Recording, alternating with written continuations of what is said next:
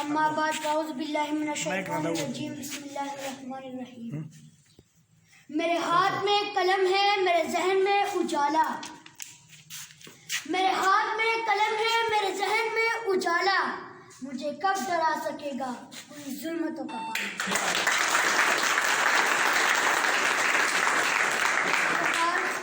آج کی میری تقریر کا موضوع ہے استحکام پاکستان.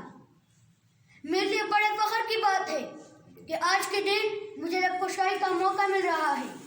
ہر محب وطن پاکستانی مملکت خداداد پاکستان کو مضبوط اور مستحکم دیکھنا چاہتا ہے، لیکن یہ سوال ان کے دل کو بے چین کیے رکھتا ہے کہ آخر پاکستان کا استحکام کس طرح ممکن ہے اور پاکستان کی سلامتی کے لیے کون سے خطرات لاحق ہیں. حقیقت یہ ہے کہ پاکستان اسلام کے نام پر وجود میں آیا. کوئی بھی ملک یا قوم سیاسی، معاشی اور معاشرتی اعتبار سے مستحکم نہیں ہو سکتی.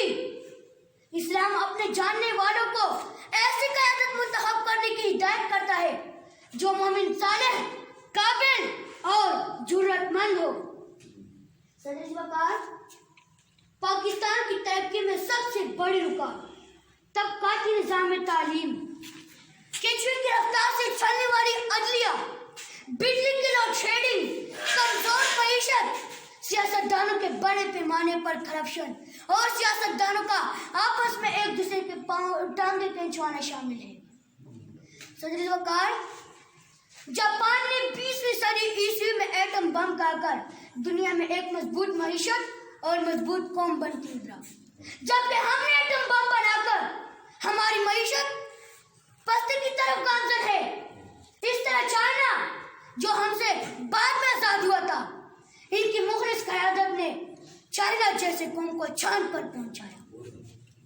صدر وقار، میں پاک فوج کے جوانوں کو سلام پیش کرتا ہوں جو مستحکم پاکستان بنانے کے لیے دن رات سرحدوں پر پہرا دے رہے ہیں اور کل دشمنوں جیسے دہشت گردوں کو دنیا کے سامنے بے نقاب کرنے میں مصروف ہیں.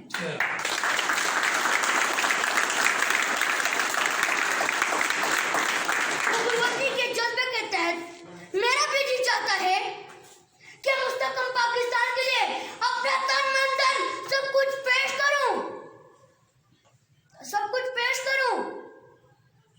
آئیے ہم سب اپنے اپنے حصے کا کام کریں تو انشاءاللہ وہ دن دور نہیں جب آپ کا پاکستان، میرا پاکستان، ہم سب کا پاکستان دنیا پر حکمرانی کرے گا. آخر میں بات کا ختم کرنا چاہوں گا. جبل کے اندھیروں میں زندگی گزاری ہے، جبل کے اندھیروں میں زندگی گزاری ہے، اب شہر جو آئے گی وہ شہر ہماری ہے.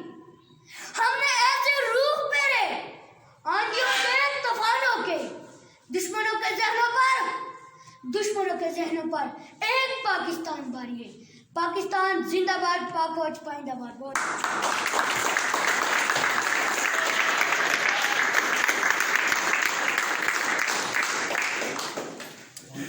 یہ تھے عزیر مروت موٹیویشنل اسپیکر.